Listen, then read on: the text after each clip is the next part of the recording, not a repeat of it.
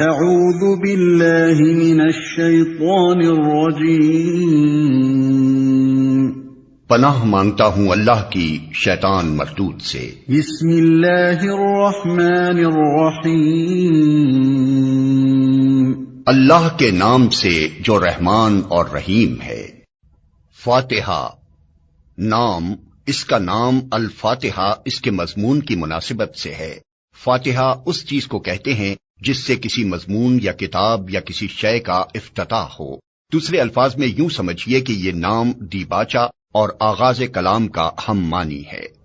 زمانہ نزول، یہ نبوت محمدی کے بالکل ابتدائی زمانے کی صورت ہے، بلکہ معتبر روایات سے معلوم ہوتا ہے کہ سب سے پہلی مکمل صورت جو محمد صلی اللہ علیہ وسلم پر نازل ہوئی وہ یہی ہے۔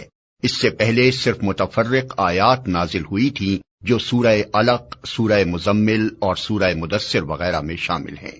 مضمون، دراصل یہ سورہ ایک دعا ہے جو خدا نے ہر اس انسان کو سکھائی ہے جو اس کی کتاب کا مطالعہ شروع کر رہا ہو۔ کتاب کی ابتدا میں اس کو رکھنے کا مطلب یہ ہے کہ اگر تم واقعی اس کتاب سے فائدہ اٹھانا چاہتے ہو تو پہلے خداوند عالم سے یہ دعا کرو۔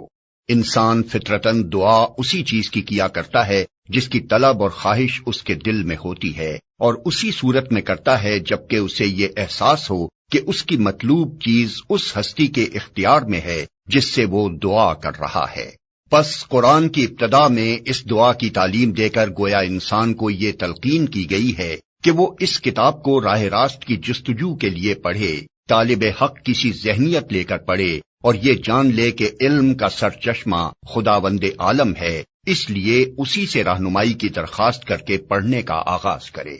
اس مضمون کو سمجھ لینے کے بعد یہ بات خود واضح ہو جاتی ہے کہ قرآن اور سورہ فاتحہ کے درمیان حقیقی تعلق کتاب اور اس کے مقدمے کا سا نہیں بلکہ دعا اور جواب دعا کا سا ہے۔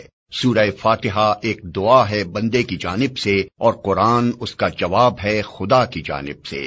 بندہ دعا کرتا ہے کہ اے پروردگار میری رہنمائی کر، جواب میں پروردگار پورا قرآن اس کے سامنے رکھ دیتا ہے کہ یہ ہے وہ ہدایت اور رہنمائی جس کی درخواست تو نے مجھ سے کی ہے۔ اسلام جو تہذیب انسان کو سکھاتا ہے اس کے قواعد میں سے قاعدہ یہ بھی ہے کہ وہ اپنے ہر کام کی ابتدا خدا کے نام سے کرے۔ اس قاعدے کی پابندی اگر شعور اور خلوص کے ساتھ کی جائے تو اس سے لازماً 3 فائدے حاصل ہوں گے۔